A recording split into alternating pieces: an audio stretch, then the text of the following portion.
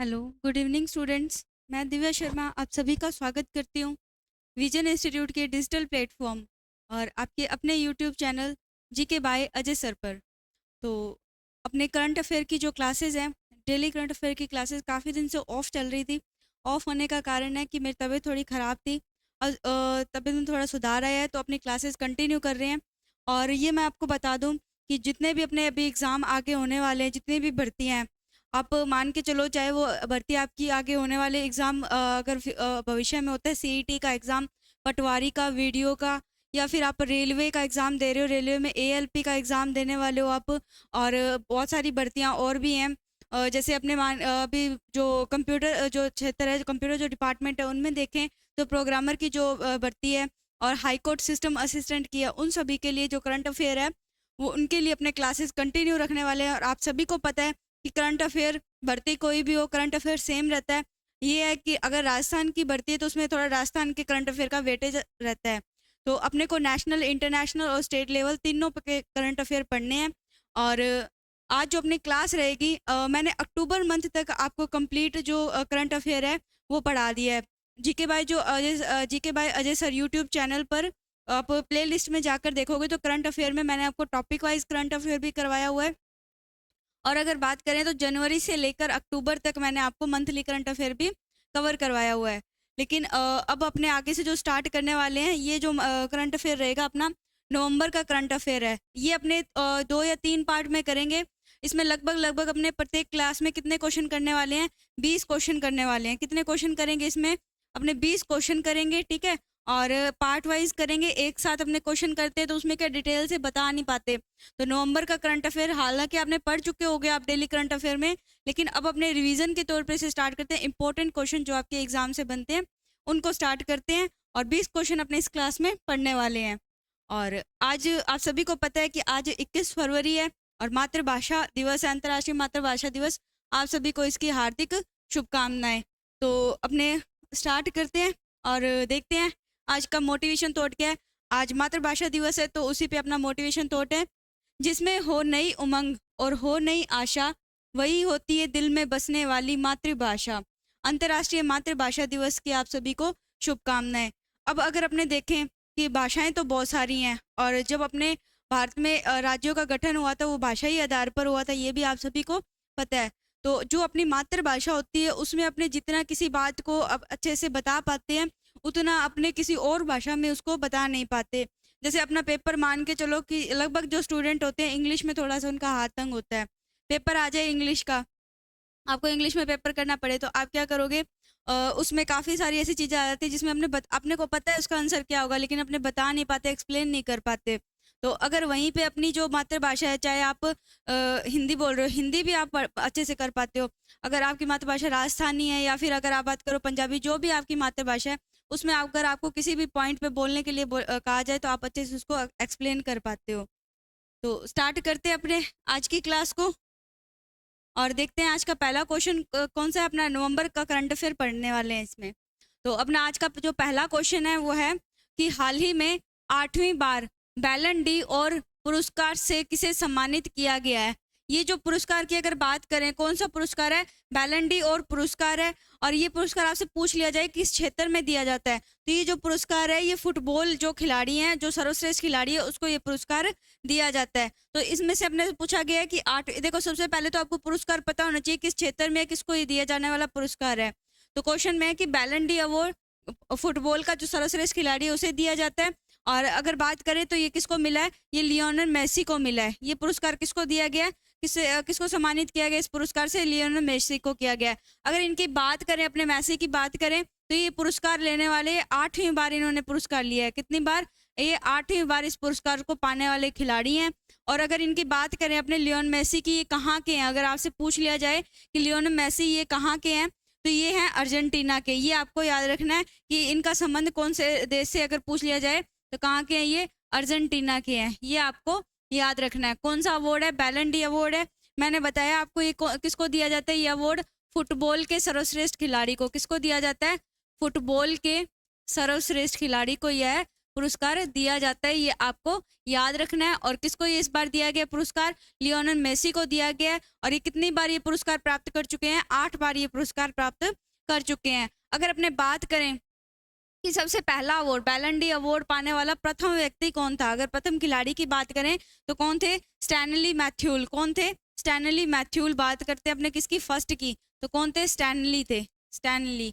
ठीक है, ये नाम आपको याद रखना है। अगर आपसे इसकी बारे में पूछ ले कि प्रथम महिला खिलाड़ी कौन थी ये पुरस्कार पाने वाली, तो प्रथम महिला खिलाड़ी कौन थी? एटाना। कौन थी? एटाना। ये भी आपको नाम याद रखना है। दोनों नाम आपके लिए इंपॉर्टेंट है। और जो अभी हाल ही में करंट में कौन है? मैसी हैं, जिनको 8 बार ये अवार्ड मिल चुका है। बैलन डी अवार्ड पुरस्कार है ये फुटबॉल के सर्वश्रेष्ठ खिलाड़ी को दिया जाता है। अगर पूछे कि इसका जो पुरस्कार दिया कहाँ गया था, ये पुरस्कार दिया कहाँ गया? पेरिस में ये पुरस्कार दिया गया। और इसकी शुरुआत पूछ ले कि इस पुरस्कार की शुरुआत कब से की गई थी, तो इस पुरस्कार की जो शुरुआत की गई थी वो की गई थी 1956 से। ठीक है, 1956 से इसकी शुरुआत की गई और पेरिस में ये पुरस्कार दिया गया है। ये सभी पॉइंट आपको याद रखने हैं। बढ़ते हैं अपने नेक्स्ट क्वेश्चन की ओर, देखते हैं कि अगला क्वेश्चन क्या है।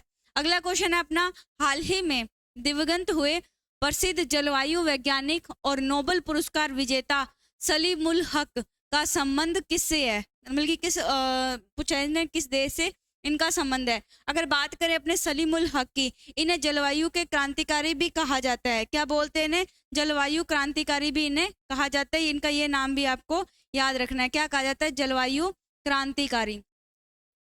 इन्हें क्या कहा जाता है? जलवायु क्रांतिकारी भी कहा जाता है। और ये क्या है? प्रसिद्ध जलवायु वैज्ञानिक है और नोबेल पुरस्कार विजेता है। अगर आपसे पूछ ले कि इनको नोबेल पुरस्कार से सम्मानित कब किया गया था, तो इनको जो नोबेल पुरस्कार से सम्मानित किया गया था, ये आपको याद रखना है कि 2007 में। कब किया गया था? 2007 में नोबेल पुरस्कार से सम्मानित किया गया था। अब कौन से नोबेल पुरस्कार से सम्मानित किया गया था इन्हें? तो इन्हें शांति के नोबेल पुरस्कार से सम्मानित किया गया था। किससे किया गया था? शांति के नोबेल पुरस्कार से सम्मानित किया गया था। अब अगर आपसे पूछ ले कि 2023 का जो शांति का नोबेल पुरस्कार है ये किसे दिया गया है, तो ये मैंने आपको बहुत अच्छे से क्लास में याद करवाया हुआ है, नोबेल पुरस्कार सारे पढ़ाए हुए हैं। 2023 का जो शांति का नोबेल पुरस्कार किसे दिया गया है? नरगिस मोहम्मदी को दिया गया है। किसको दिया गया है? नरगिस मोहम्मदी को ये दिया गया है। ये आपको याद रखना है। ठीक है, नरगिस मोहम्मदी को यह जो शांति का नोबेल पुरस्कार है 2023 का ये दिया गया है। और जो सलीमुल हक की बात करें, जलवायु क्रांतिकारी भी इन्हें कहा जाता है और 2007 में इन्हें शांति का नोबेल पुरस्कार से सम्मानित किया गया था। इनका संबंध पूछा किस देश से इनका संबंध है, तो इनका संबंध किससे है? बांग्लादेश से इनका संबंध है। अगर अपने बांग्लादेश की बात करें, ठीक है, बांग्लादेश की अगर अपने बात करते हैं तो बांग्लादेश की राजधानी अगर आपसे पूछ ले, ठीक है, यहाँ अपने पॉइंट लिख लेते हैं। सबसे पहले अगर आप याद रखोगे बांग्लादेश की राजधानी क्या है, और बांग्लादेश की मुद्रा पूछ ले आपसे, मुद्रा क्या है। और अगर अपने से पूछ ले मुद्रा तो क्या होगी? टका मुद्रा होगी इसमें। और राजधानी क्या होगी? ढाका यहाँ की राजधानी होगी। और अगर अपने बांग्लादेश की बात करें तो अभी एक भारत और बांग्लादेश के बीच में एक पाइपलाइन समझौता हुआ था, पाइपलाइन थी। अगर उस पाइपलाइन का नाम आपसे पूछ ले, ठीक है, उस पाइपलाइन का नाम आपसे पूछ ले क्या था, उसका था नाम इंडिया बांग्लादेश फ्रेंडशिप पाइपलाइन। ये उस पाइपलाइन का नाम था। ये भी आपको याद रखना है। ये करंट का क्वेश्चन है और एग्जाम में पूछा जा सकता है। ये पॉइंट भी आप इस पे स्टार लगा लो, ये क्वेश्चन आपको याद रखना है। तो ये सारे पॉइंट है। सलीमुल हक का संबंध किससे है? बांग्लादेश से इनका संबंध है, ये याद रखोगे। और आप सभी को पता है कि बांग्लादेश के जो प्रधानमंत्री हैं वो कौन है? शेख हसीना। कौन है? शेख हसीना यहाँ के प्रधानमंत्री हैं, ये आपको पता है। और अगर बात करें अपने अभ्यास की, युद्धाभ्यास की अगर बात करें तो इसमें 2 युद्धाभ्यास आपको याद रखने हैं। कौन कौन से 2 युद्धाभ्यास आपको याद रखने हैं? इसमें पहला है बोंगो सागर। कौन सा है? एक तो बोंगो सागर है, दूसरा कौन सा? संप्रीति। यहाँ अगले पेज पे लिख लेते हैं, अपने नेक्स्ट पेज पे। कौन से युद्धाभ्यास है आपको याद करने? 2 युद्धाभ्यास याद रखने हैं इसमें। कौन से याद रखोगे? देखो, युद्धाभ्यास, युद्धाभ्यास कौन कौन से देश के मध्य बात कर रहे हैं अपने? भारत प्लस बांग्लादेश। भारत प्लस बांग्लादेश आपको याद रखना है, ठीक है। अब कौन से 2 नाम याद करने हैं? एक तो याद करना है आपको बोंगो सागर। कौन सा? बोंगो सागर इंपॉर्टेंट नाम है ये आपके लिए। दूसरा जो मोस्ट इंपॉर्टेंट नाम है, इस पे स्टार लगा लो आप, संप्रीति। एग्जाम में पूछा गया क्वेश्चन है ये, संप्रीति वाला जो क्वेश्चन है इस पे आप स्टार लगा लो कि भारत और बांग्लादेश के मध्य जो युद्धाभ्यास होते हैं कौन कौन से? बोंगो सागर याद रखना है, दूसरा संप्रीति याद रखना है। ये आप पॉइंट याद रखोगे। पीछे अपने अपने सभी डिटेल पढ़ के आए हैं। बांग्लादेश की राजधानी ढाका है, मुद्रा टका है, प्रधानमंत्री शेख हसीना है, और यहाँ एक पाइपलाइन की शुरुआत की गई है भारत और बांग्लादेश के मध्य, उसका नाम है इंडिया बांग्लादेश फ्रेंडशिप पाइपलाइन है।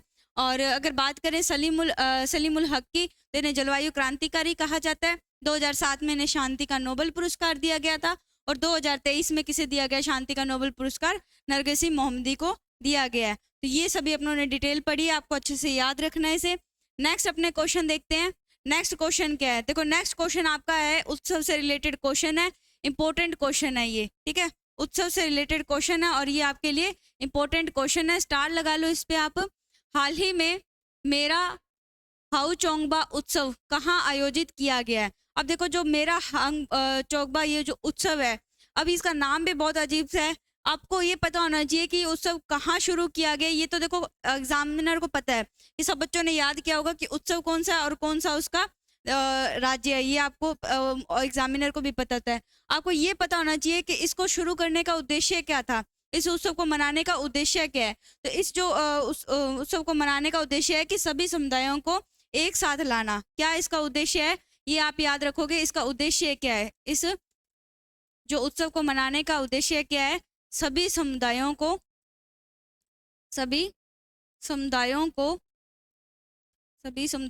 एक साथ लाना, ठीक है, एक साथ लाना, ये इसका उद्देश्य है। ये आपको याद रखना है।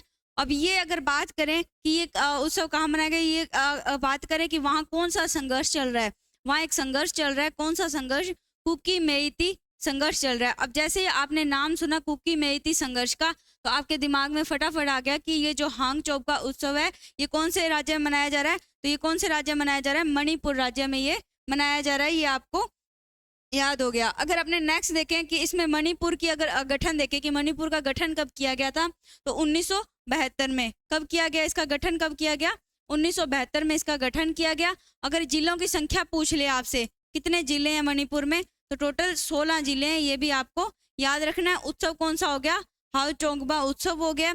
और अगर बात करें कि यहाँ के जो मुख्यमंत्री हैं, तो मुख्यमंत्री की बात करें, जब ये उत्सव का आयोजन किया गया तो वहाँ पर ये सम्मिलित थे, वहाँ के सीएम थे। कौन है यहाँ के सीएम? वीरेंद्र सिंह। कौन है? वीरेंद्र सिंह यहाँ के सीएम है। जब इस उत्सव का आयोजन किया गया तो ये भी उसमें शामिल हुए थे। वीरेंद्र सिंह नाम है। कुकी मेइती संघर्ष का संबंध भी किससे है? मणिपुर से है। मणिपुर का गठन कब किया गया? 1972 में किया गया। और अगर आपसे पूछ ले कि बांग्लादेश का कब हुआ था गठन, ठीक है, बांग्लादेश का गठन भी अगर आपसे पूछ ले तो यहीं लिख लो, गठन भी कब हुआ था बांग्लादेश का? 1971 में। कब हुआ था? 1971 में बांग्लादेश का गठन हुआ था। और अपने मणिपुर का गठन, मणिपुर राज्य का गठन कब किया गया था? 1972 में किया गया था। तो हांग चौबा उत्सव कहाँ मनाया जाता है? मणिपुर में मनाया जाता है। इसका उद्देश्य है सभी समुदायों को एक साथ लेकर आना, ये इसका उद्देश्य है।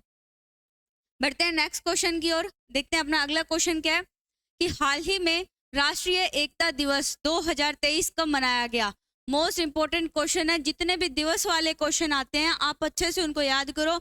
और ऐसे दिवस तो आपको बहुत अच्छे से याद करने चाहिए जो बहुत चर्चा में रहे हैं। जब करंट अफेयर था इनका, तब ये दिवस जो है काफ़ी चर्चा में रहे हैं। नवंबर में काफ़ी बार ये इसको पढ़ने में आया है। तो आप सभी को पता है कि जो राष्ट्रीय एकता दिवस है ये किनकी जयंती पर मनाया जाता है? तो आपको पता है कि 31 अक्टूबर कब मनाया जाता है? 31 अक्टूबर को ये दिवस मनाया जाता है।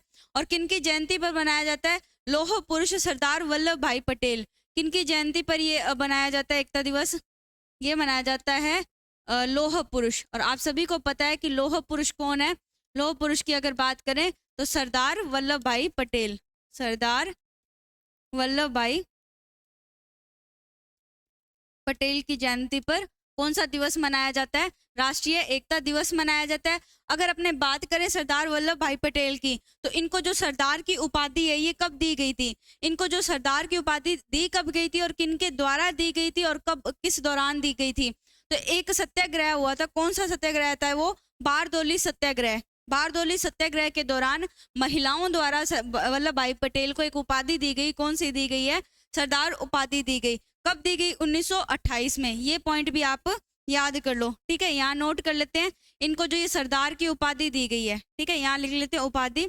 ये जो सरदार की उपाधि दी गई है किस लिए, कब दी गई है? बारदोली सत्याग्रह के दौरान ये ने उपाधि दी गई। और ये किन्होंने दी थी? ये उपाधि इन्हें महिलाओं ने दी थी, महिलाओं के द्वारा इन्हें ये उपाधि दी गई थी।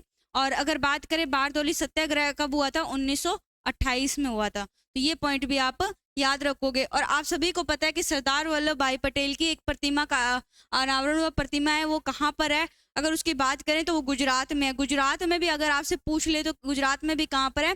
केवड़िया में ये बनी हुई है। और कितने मीटर ये लंबी प्रतिमा अगर आपसे बात करें तो 182 मीटर। तो यहाँ लिखेंगे तो प्रतिमा, यहाँ लिखेंगे प्रतिमा। और अगर बात करें कितने मीटर लंबी है? 182 मीटर यह लंबी है। ठीक है। दूसरी अगर बात करें अपने, कहाँ पर है ये? केवड़िया। केवड़िया कहाँ है? केवड़िया गुजरात में है। कहाँ पर है? गुजरात में है। और अगर आपसे पूछ ले कि इसके वास्तुकार कौन है, ठीक है, इसके वास्तुकार के बारे में पूछ ले, मोस्ट इंपॉर्टेंट है कि इस प्रतिमा की लंबाई 182 मीटर, एग्जाम में यह भी पूछा गया है। कहाँ पर है? केवड़िया गुजरात में है।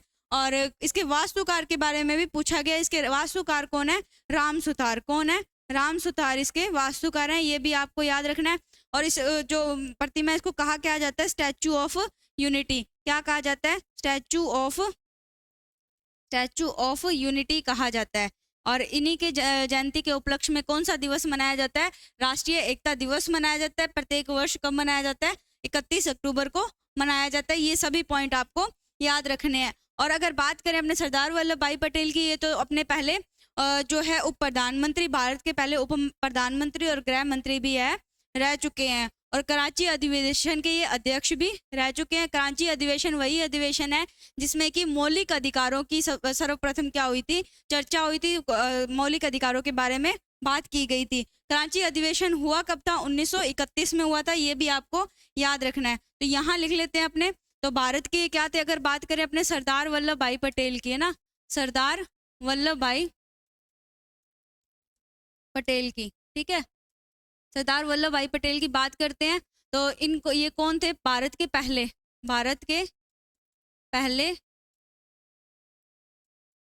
उप प्रधानमंत्री। क्या थे? भारत के पहले उप प्रधानमंत्री भी रह चुके हैं ये। और भारत के पहले गृह मंत्री भी रह चुके हैं ये। और अगर बात करें 1931 में कौन सा अधिवेशन हुआ था? कराची अधिवेशन। कौन सा अधिवेशन हुआ था?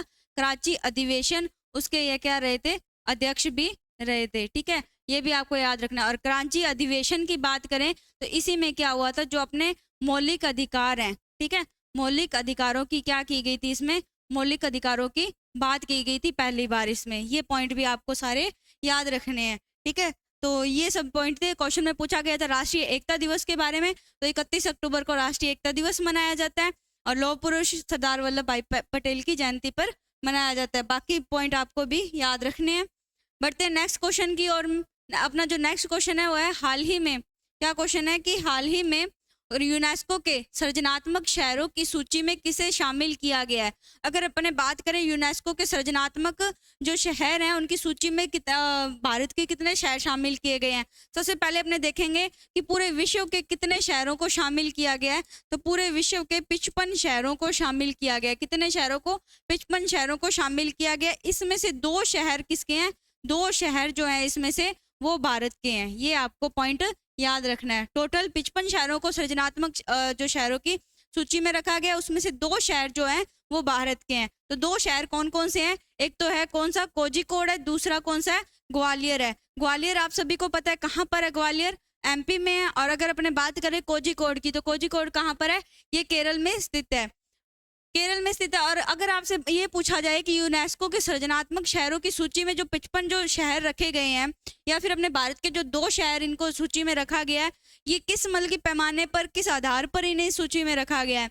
तो टोटल 7 आधार होते हैं, जिसमें से अगर अपने बात करें इसमें आते हैं संगीत, साहित्य, शिक्षा और कला। इन सब के जो 7 क्षेत्र हैं, उन 7 क्षेत्रों के आधार पर ये जो सृजनात्मक शहरों की सूची में इन शहरों को शामिल किया गया है। तो आपसे ये भी पूछ सकते हैं कि कोझिकोड को किस आधार पर और ग्वालियर को किस आधार पर सृजनात्मक शहरों की सूची में रखा गया है। तो ये भी आपको ध्यान होना चाहिए। तो अगर अपने बात करें कोझिकोड को किस क्षेत्र में रखा गया है, तो सबसे पहले तो ये देखो, ये कहाँ पर है? केरल में है। ठीक है, केरल में। अगर कोझिकोड की अगर बात करें तो इसको कौन से क्षेत्र में? साहित्य के क्षेत्र में सृजनात्मक शहरों की सूची में रखा गया है। और अगर ग्वालियर की बात करें तो ग्वालियर को किस क्षेत्र में रखा गया है? संगीत के क्षेत्र में। दोनों पॉइंट आपके लिए इंपॉर्टेंट है, दोनों नाम आप याद रखोगे। कोझिकोड याद रखोगे कौन से क्षेत्र में है, साहित्य के क्षेत्र में से सृजनात्मक शहरों की सूची में रखा गया है, और ग्वालियर को संगीत के क्षेत्र में सृजनात्मक शहरों की सूची में शामिल किया गया है। तो कुल कितने ये आधार अगर आपसे पूछ ले कि इनका आधार क्या है, इनका अगर आधार आपसे पूछ ले तो आधार क्या है इनका, 7 क्षेत्र है। कितने क्षेत्र है, 7 क्षेत्र आधार है, जिसमें कि आपने देखा संगीत, साहित्य, कला, शिक्षा और विज्ञान, ये सब इसमें इसके अंतर्गत आते हैं। तो अपना क्वेश्चन का जो राइट आंसर हो जाएगा वो क्या हो जाएगा, ए एंड बी दोनों क्वेश्चन का राइट आंसर हो जाएगा। कोझिकोड और ग्वालियर दोनों शहर इंपॉर्टेंट है, अच्छे से आपको नाम इनके याद रखने हैं। बढ़ते हैं नेक्स्ट क्वेश्चन की ओर, देखते हैं अपना अगला क्वेश्चन क्या है। तो अगला जो अपना प्रश्न है वो है, हाल ही में सचिन तेंदुलकर की प्रतिमा का अनावरण कहाँ हुआ है।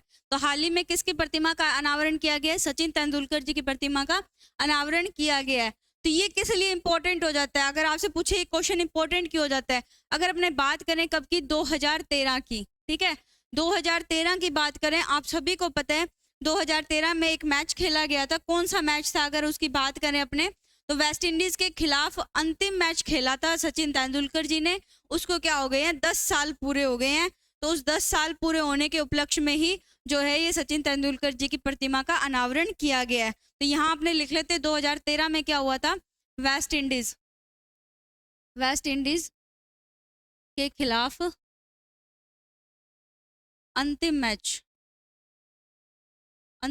खेला था, ठीक है। उसको क्या हो गए हैं, 10 साल पूर्ण हुए।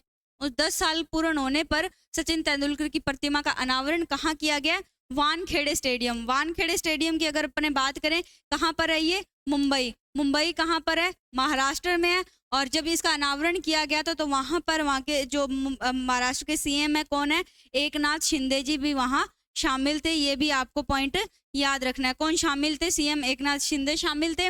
वानखेड़े स्टेडियम मुंबई में है। सचिन तेंदुलकर जी की प्रतिमा का अनावरण किया गया 2013 में। इन्होंने वेस्ट इंडीज के खिलाफ जो मैच खेला था, अंतिम मैच था इनका, और उसको 10 साल पूर्ण हो गए। उसी के उपलक्ष्य में सचिन तेंदुलकर जी की प्रतिमा का अनावरण किया गया। ये पॉइंट आपको सारे याद रखने हैं। अगर आपसे इसके वास्तुकार पूछ ले, देखो उसके तो आपने जो स्टैचू ऑफ यूनिटी है उसके वास्तुकार तो आप सभी ने याद कर लिए कि कौन थे, राम सुतार थे। अगर बात करें अपने कि सचिन तेंदुलकर जी की जो प्रतिमा है इसके वास्तुकार कौन है, तो इसके वास्तुकार का नाम याद रखना आपको, उनका नाम है प्रमोद काम्बले। कौन है, प्रमोद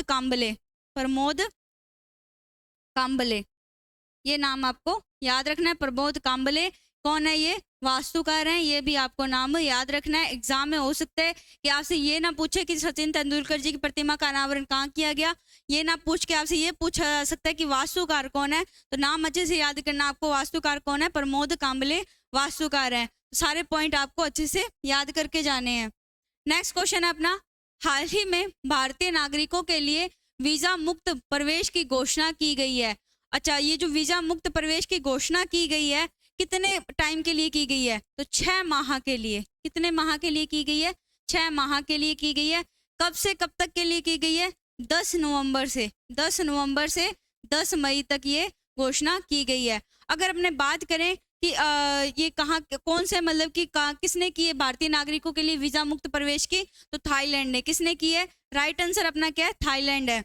और अगर इसकी बात करें थाईलैंड की, तो एक साल में 12 लाख, कितने, एक साल में जो 12 लाख जो भारतीय हैं वो कहाँ जाते हैं, थाईलैंड जाते हैं। ये आपको पता है कि इसीलिए जो थाईलैंड की जो सरकार है उन्होंने क्या किया, भारतीय नागरिकों के लिए वीजा मुक्त प्रवेश की घोषणा कर दी है। कितने टाइम के लिए की है, 6 माह के लिए की गई है। 10 नवंबर से 10 मई तक के लिए घोषणा की गई है, ये आपको पता होना चाहिए। और यहाँ के जो प्रधानमंत्री हैं, अगर प्रधानमंत्री की बात करें तो प्रधानमंत्री कौन है, थावीसिन। कौन है, थावीसिन यहाँ के प्रधानमंत्री हैं, ये आपको नाम याद रखना है। और अगर अपने बात करें कि थाईलैंड किसके लिए प्रसिद्ध है, तो थाईलैंड किसके लिए प्रसिद्ध है, ये आपको पता होना चाहिए, सफेद हाथियों के लिए प्रसिद्ध है। किसके लिए प्रसिद्ध है, सफेद हाथियों के लिए। किसके लिए प्रसिद्ध है, सफेद हाथियों के लिए यह प्रसिद्ध है। क्वेश्चन में अपने से पूछा गया था वीजा मुक्त भारतीयों के लिए वीजा मुक्त प्रवेश की घोषणा किसने की, थाईलैंड ने की है। 10 नवंबर से 10 मई तक के लिए की है। एक साल में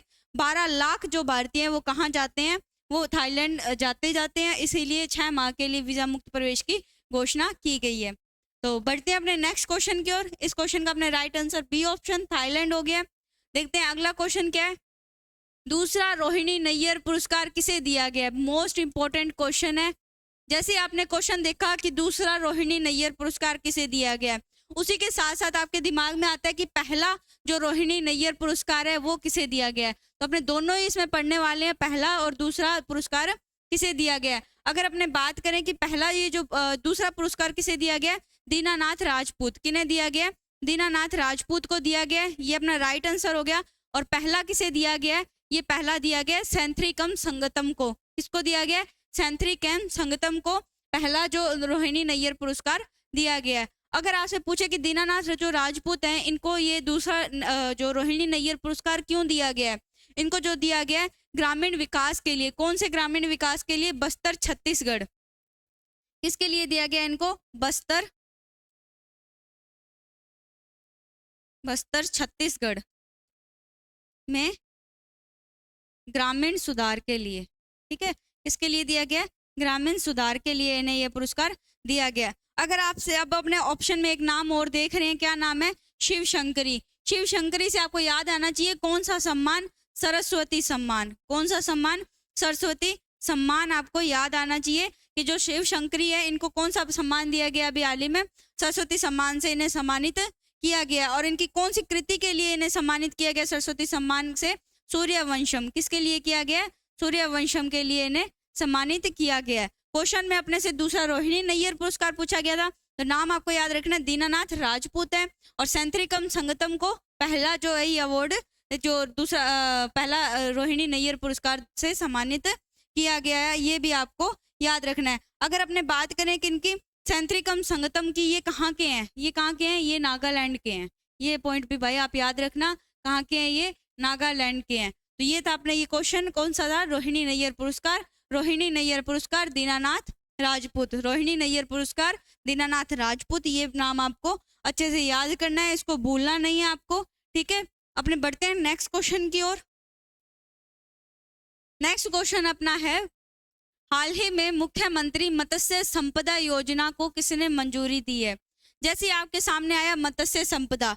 मत्स्य संपदा से अर्थ है इसमें मत्स्य पालन। किससे है? मत्स्य पालन। अगर मत्स्य पालन में अगर बात करें, इसको क्या बोला जाता है? पीसी कल्चर भी बोला जाता है। क्या बोला जाता है? पीसी कल्चर भी इसको बोला जाता है। और इसको और क्या नाम से बोला जाता है अगर बात करें तो ब्लू इकोनॉमी। क्या बोला जाता है? ब्लू इकोनॉमी भी इसे बोला जाता है। तो ये जो मुख्यमंत्री मत्स्य संपदा योजना है, इसका उद्देश्य क्या है? तो इसका उद्देश्य आप सभी को पता है क्या हो सकता है कि जो पीसी कल्चर और ब्लू इकोनॉमी है, इसको क्या देना?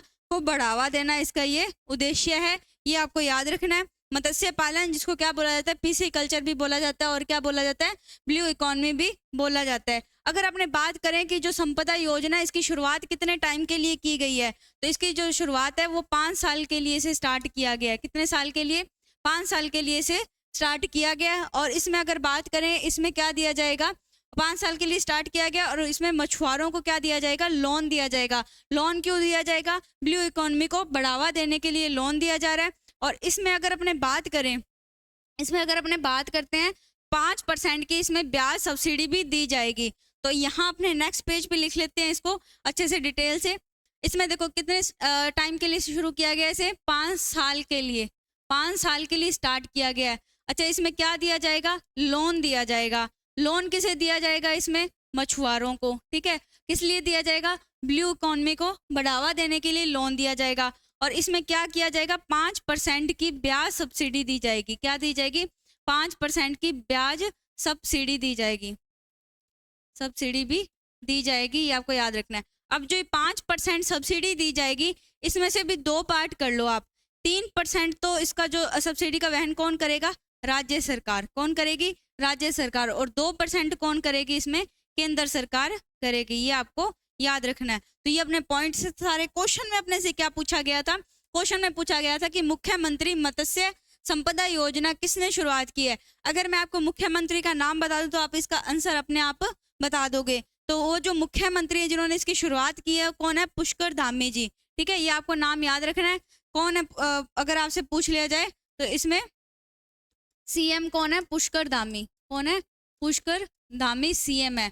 और राइट आंसर अपना क्या हो जाएगा, उत्तराखंड, देवभूमि उत्तराखंड, जहाँ किसकी शुरुआत की गई है, मुख्यमंत्री मत्स्य संपदा योजना की शुरुआत की गई है। उद्देश्य क्या है, ब्लू इकोनॉमी को बढ़ावा देना, लोन दिया जाएगा और 5% ब्याज सब्सिडी भी इसमें दी जाएगी। नेक्स्ट क्वेश्चन है, हाल ही में ब्रिटिश अकादमी पुस्तक पुरस्कार 2023 के लिए किसे चुना गया है? तो ब्रिटिश अकादमी पुस्तक पुरस्कार के लिए किसे चुना गया है?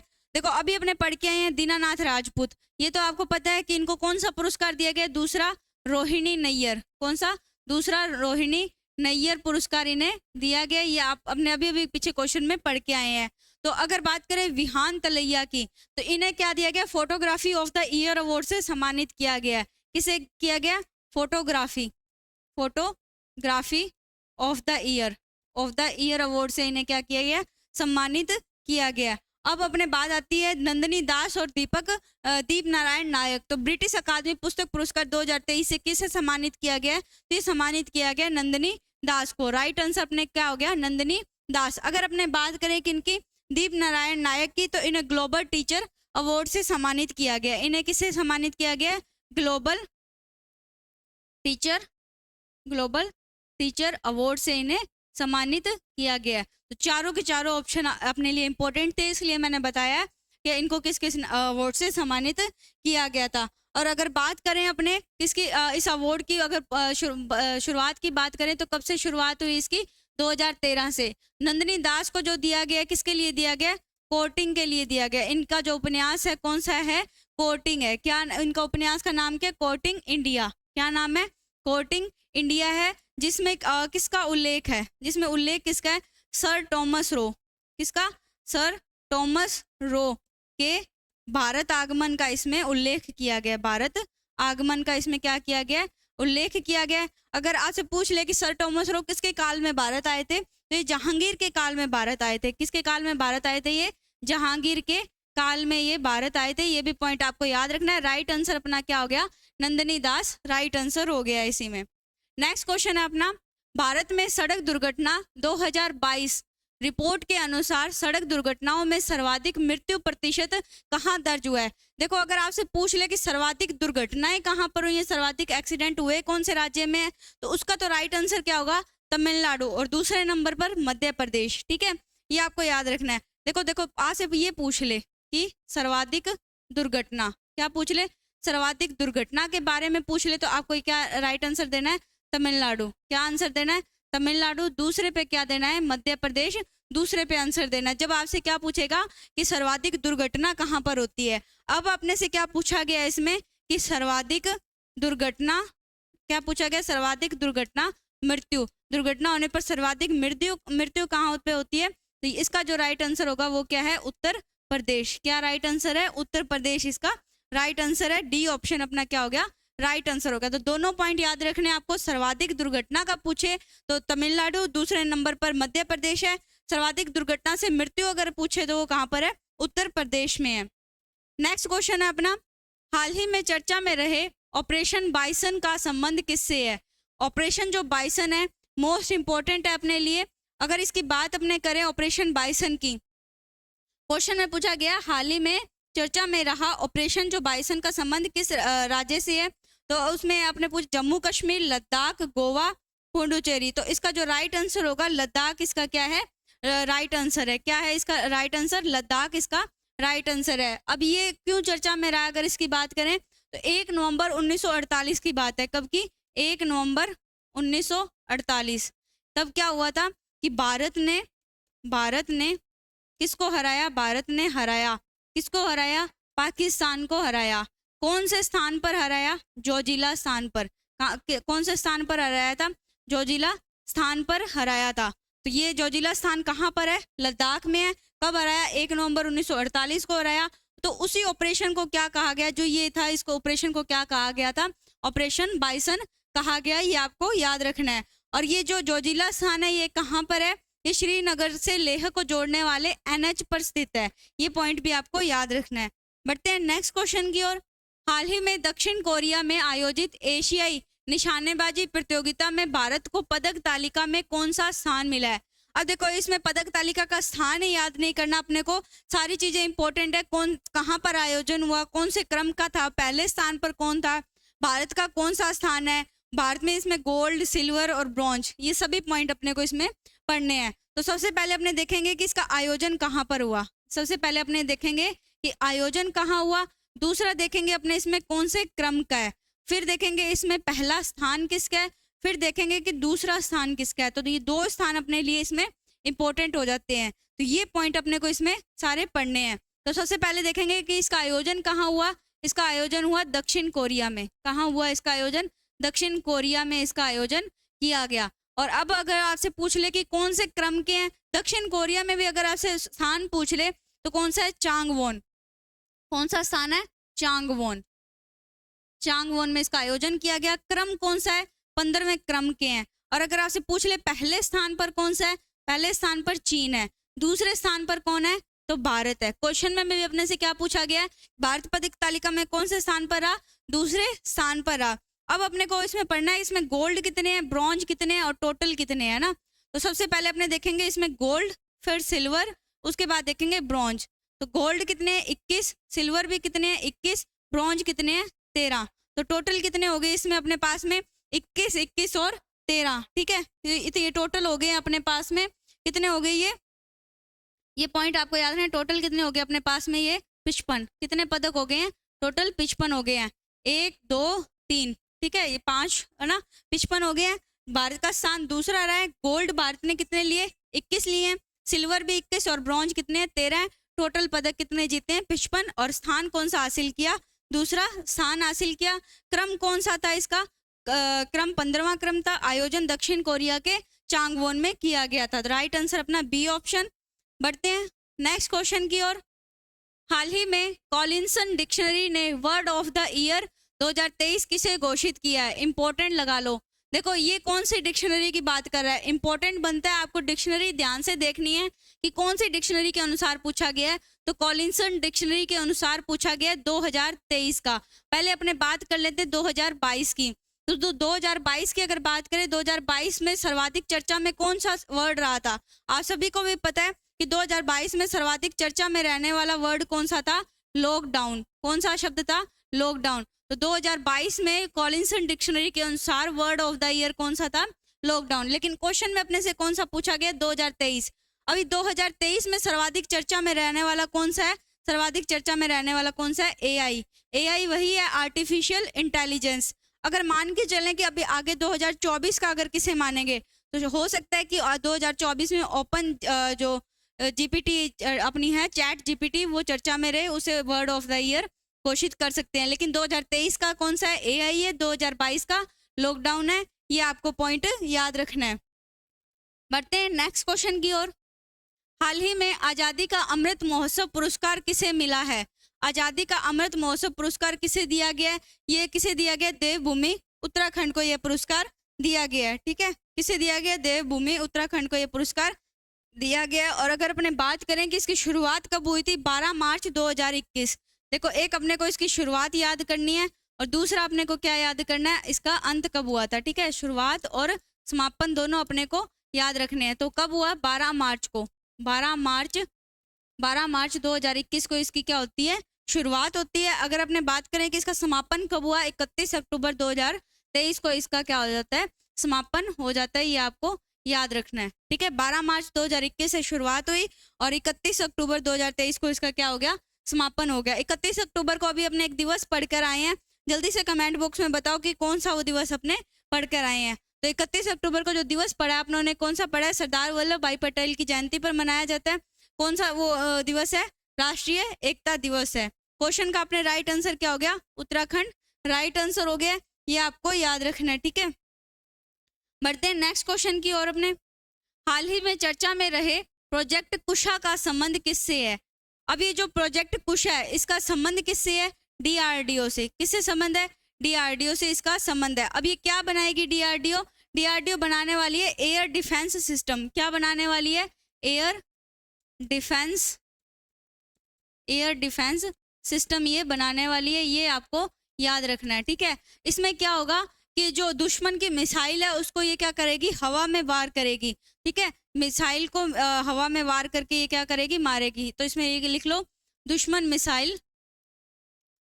मिसाइल को हवा में खत्म, ठीक है, हवा में खत्म करेगी ये, ठीक है। कौन? एयर डिफेंस सिस्टम बनाएगी। कौन बनाएगी? DRDO। और उसी प्रोजेक्ट का नाम क्या दिया गया है? प्रोजेक्ट कुशा दिया गया है। अगर अपने DRDO की बात करें, DRDO की स्थापना कब हुई थी? तो 1 जनवरी 1958, ये आपको याद रखनी है। 1 जनवरी 1958 को इसकी क्या होती है? स्थापना की जाती है। अगर हेड के बारे में पूछ ले, समीर काथम। कौन है? समीर कामत इसके हेड हैं। ये दोनों पॉइंट भी आपको याद रखने हैं। राइट आंसर अपना क्या हो गया? DRDO राइट आंसर हो गया। नेक्स्ट क्वेश्चन है अपना, हाल ही में दूसरा वर्ल्ड फूड इंडिया का शुभारंभ कहाँ किया गया है? तो दूसरा वर्ल्ड फूड इंडिया का जो शुभारंभ किया गया है, ये कहाँ किया गया है? ये नई दिल्ली में किया गया है। देखो ये सभी को पता है, नई दिल्ली में किया गया है। नई दिल्ली में अगर आपसे प्रॉपर स्थान पूछ ले कि नई दिल्ली में प्रॉपर स्थान कौन सा है, वो आपसे अगर पूछ ले तो वो है भारत मंडपम। कौन सा है? भारत मंडपम है। और अगर इसमें भागीदार देश और फोकस देश आपसे पूछ ले, देखिए एक तो आपको याद रखना है भारत मंडपम, दूसरा आपको याद रखना है भागीदार देश, और तीसरा आपको याद रखना है फोकस देश। इसमें फोकस कंट्री कौन सी है? तो ये सारी चीजें आपको याद रखनी है। नई दिल्ली में पहला तो नाम आप याद रखो भारत मंडपम, भारत मंडपम, ठीक है। दूसरा याद रखोगे, आपको मैंने अभी बताया था कौन सी? भागीदार देश याद रखना है। तीसरा आपको याद रखना है इसमें फोकस कंट्री कौन सी है। तो भागीदार तो कौन है? नीदरलैंड। कौन है? नीदरलैंड इसमें भागीदार देश है। और फोकस कंट्री कौन सी है इसमें? जापान इसमें फोकस कंट्री है। तो ये पॉइंट आपको याद रखने हैं। देखो ये इंपॉर्टेंट, ये तो सभी को पता है कि दूसरा वर्ल्ड फूड इंडिया का शुभारंभ नई दिल्ली भारत मंडपम में किया गया, लेकिन इसमें ये पूछा जा सकता है आपसे भागीदार और जो फोकस कंट्री है ये आपसे पूछी जा सकती है। अब इसकी शुरू अब पूछ ले कि अभी 2023 में तो कौन सा दूसरा फूड इंडिया पहला, अगर आपसे पूछ ले पहला कब इसका आयोजन किया गया था? 2017 में इसका आयोजन किया गया था पहले का। तो राइट आंसर अपना क्या हो गया? नई दिल्ली हो गया, भारत मंडपम हो गया, भागीदार नीदरलैंड हो गया, फोकस जापान हो गया। ये सभी पॉइंट आपको याद रखने हैं। नेक्स्ट क्वेश्चन है अपना, हाल ही में चर्चा में रहे इनकोर ऐप का संबंध किससे है? तो इनकोर ऐप का संबंध किससे है? निर्वाचन आयोग से है।